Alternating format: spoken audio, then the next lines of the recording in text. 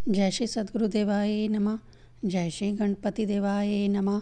ओम कृष्णाय वासुदेवाय हरे परमात्मने प्रणतः कलेशनाशाय गोविंदाय नमो नमः। श्रीमद्भागवत महापुराण दशम स्कंद दूसरा अध्याय।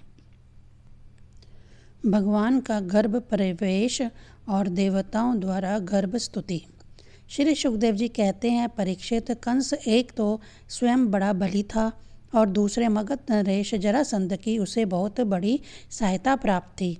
तीसरे उसके साथी थे प्रलंबासुर, बकासुर, चूरण, तृणावर्त, अघासुर, मुष्टिक, अरिष्टासुर, द्विविद, पूतना, केशी और धेनुक तथा बाणासुर और भौमासुर आदि बहुत से दैत्य राजा उसके सहायक थे। इनको साथ लेकर वह यदुवंशियों को नष्ट करने लगा। वे लोग भयभीत होकर कुरु, पंचाल, केकई, शालव, विदर्भ, निषद, दिविधेय और कौशल आदि देशों में जा बसे। कुछ लोग ऊपर ऊपर से उसके मन के अनुसार काम करते हुए उसकी सेवा में लगे रहे।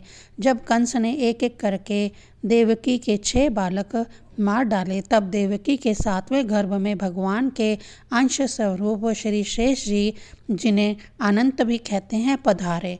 आनंद स्वरूप शेष जी के गर्भ में आने के कारण देवकी को स्वाभाविक ही हर्ष हुआ, परंतु कंस शायद इसे भी मार डाले, इस भय से उनका शोक भी बढ़ गया। विश्वात्मा भगवान ने देखा कि मुझे ही अपना स्वामी और सर्वस्व मानने वाले यदुवंशी कंस के द्वारा बहुत ही सताए जा रहे हैं। तब उन्होंने अपनी योग माया को यह आदेश दिया, देवी कल्याणी, तुम ब्रज में जाओ। वह प्रदेश ग्वालों और गौओं से सुशोभित है। वहाँ नंद बाबा के गोकुल में वासुदेव की पत्नी रोहिणी निवास करती है। उनकी और भी पत्नियां कंस से डरकर गुप्त स्थानों में रह रही हैं।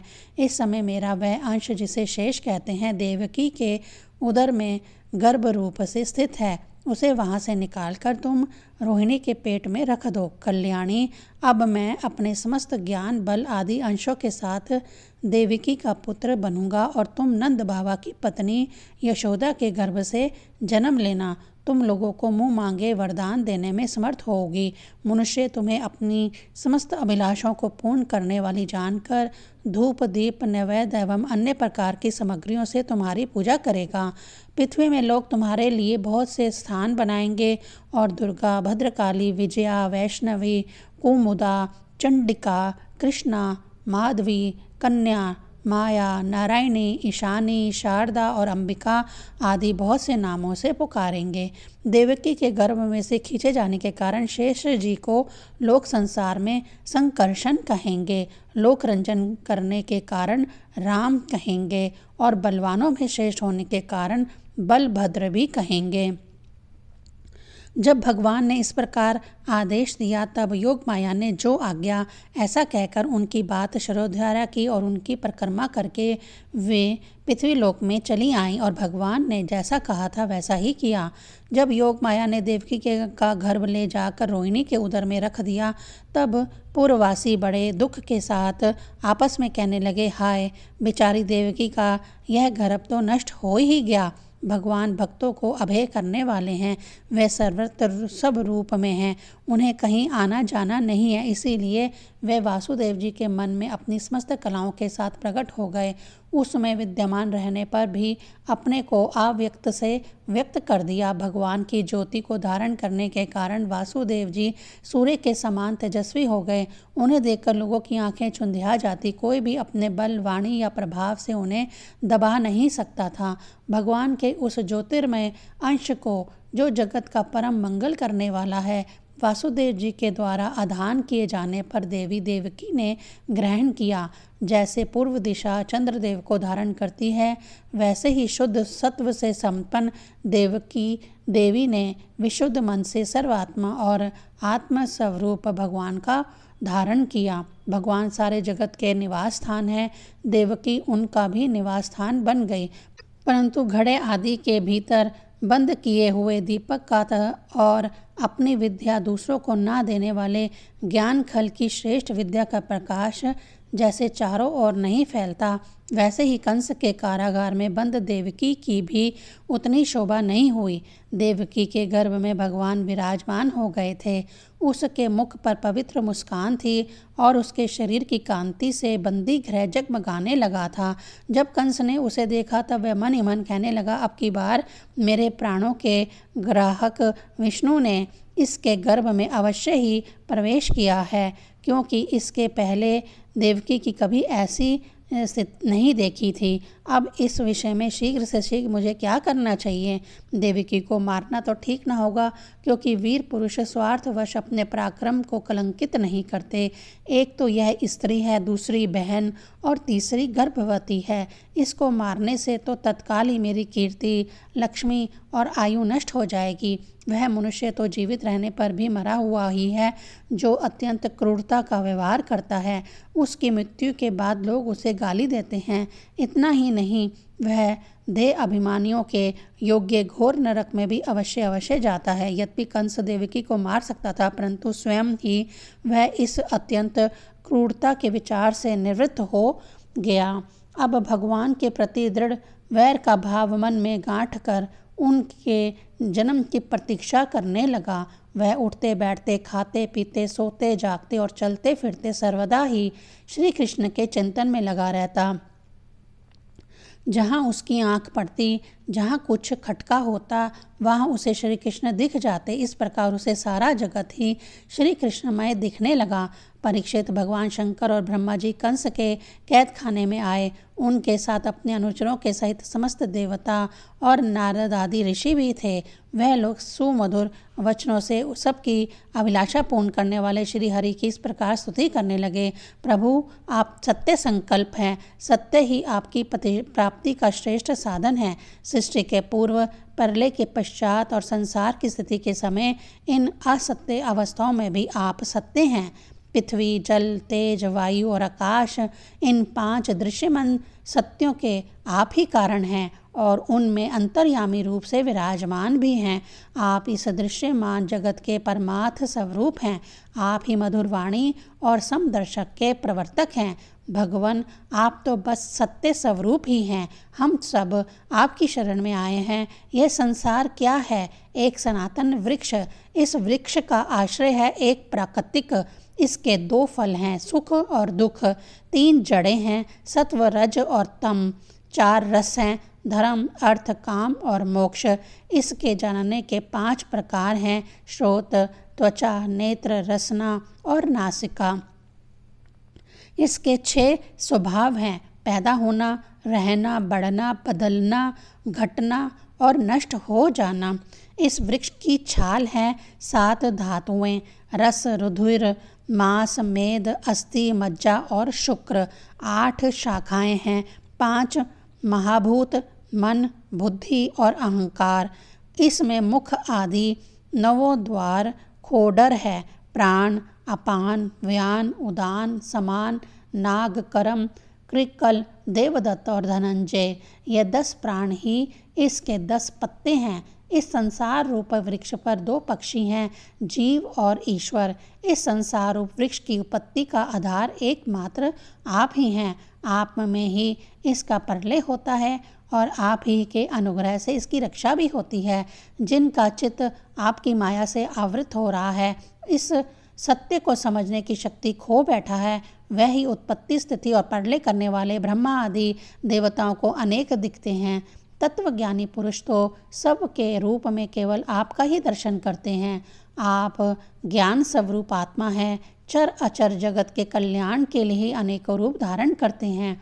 आपके वे रूप विशुद्ध, अप्रकृत, सत्वमय होते हैं और संत पुरुषों को भी बहुत सुख देते हैं। साथ ही दुष्टों को उनकी दृष्टा का दंड भी देते हैं, उनके लिए अमंगलमय भी होते हैं। कमल के समान कोमल, अनुग्रह भरे नेत्रों वाले प्रभु, कुछ विरले लोग ही आपके समस्त पदार्थों और प्राणियों के आश्रय स्वरूप रूप में पूर्ण एकाग्रता से अपना चित्त लगा पाते हैं और आपके चरण कमल रूपी जहाज का आश्रय लेकर इस संसार सागर को बछड़े के खुर के गड्ढे के समान अनायास ही पार कर जाते हैं। क्यों ना हो, अब तक के संतों ने इसी जहाज से संसार सागर को पार जो किया है। परम प्रकाश स्वरूप परमात्म आपके भक्तजन सारे जगत के निष्कपट प्रेमी सच्चे हितैषी होते हैं।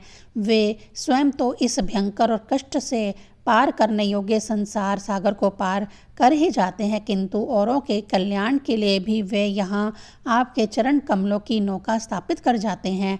वास्तव में सत्पुरुषों पर आपकी महान कृपा है, उनके लिए आप अनुग्रह स्वरूप ही हैं। कमल नयन, जो लोग आपके चरण कमलों की शरण नहीं लेते तथा आपके प्रति भक्ति भाव से रहित होने के कारण उनकी बुद्धि भी शुद्ध नहीं है, वे अपने को झूठ मूठ मुक्त मानते हैं। वास्तव में वे तो वृद्ध ही हैं।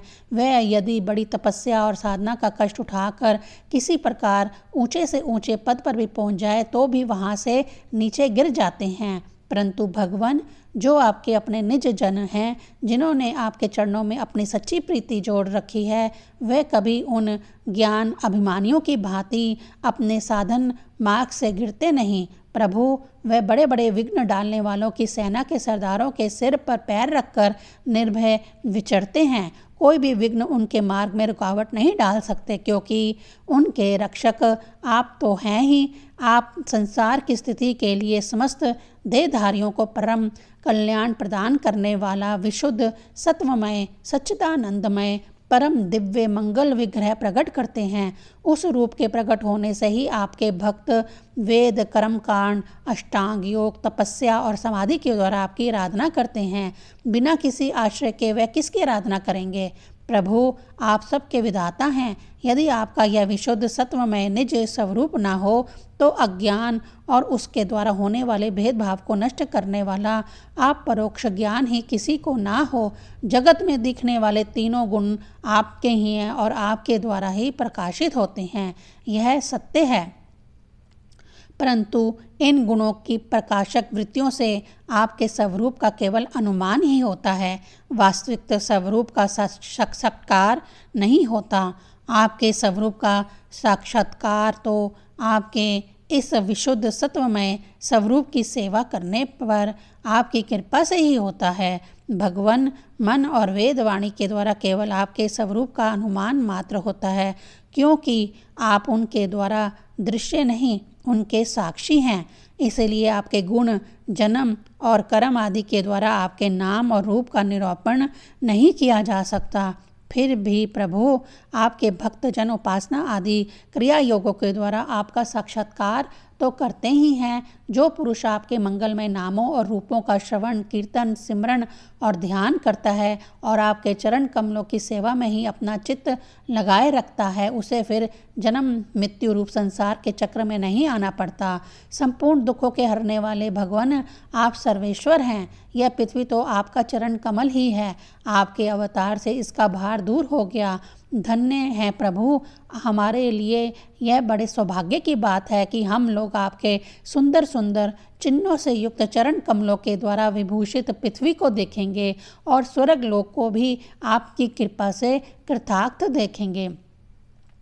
प्रभु, आप आजन्मा हैं। यदि आपके जन्म के कारण के संबंध में हम कोई तर्क ना करें तो यही कह सकते हैं कि यह आपका एक लीला विनोद है। ऐसा कहने का कारण यह है कि आप तो द्वैत के लेश से रहित सर्व अधिष्ठान स्वरूप हैं और इस जगत की उत्पत्ति स्थिति तथा प्रलय अज्ञान के द्वारा आप में आरोपित है। प्रभु, आपने जैसे अनेकों बार मत्स्य, हीग्रीव, कच्छप, नरसिंह, वराह, हंस, राम, परशुराम और वामन अवतार धारण करके हम लोगों की और तीनों लोकों की रक्षा की है, वैसे ही आप इस बार भी पृथ्वी का भार हरण कीजिए। यदुनंदन, हम आपके चरणों में वंदना करते हैं। देवकी जी को संबोधित करके, माता जी, यह बड़े सौभाग्य की बात है कि आपकी कोख में हम सबका कल्याण करने के लिए स्वयं भगवान परशोत्तम अपने ज्ञान बल आदि अंशों के साथ पधारे हैं। अब आप कंस से तनिक भी मत डरिए। अब तो वह कुछ ही दिनों का मेहमान है। आपका पुत्र यदुवंश की रक्षा करेगा। श्री सुखदेव जी कहते हैं, परीक्षित, ब्रह्मा आदि देवताओं ने इस प्रकार भगवान की स्तुति की। उनका रूप यह है, इस प्रकार निश्चित रूप से तो कहा नहीं जा सकता। सब अपनी अपनी मति के अनुसार उसका निरूपण करते हैं। इसके बाद ब्रह्मा और शंकर जी को आगे करके देवगण स्वर्ग में चले गए। दूसरा अध्याय संपूर्ण। ओम नमो भगवते वासुदेवाय नमः।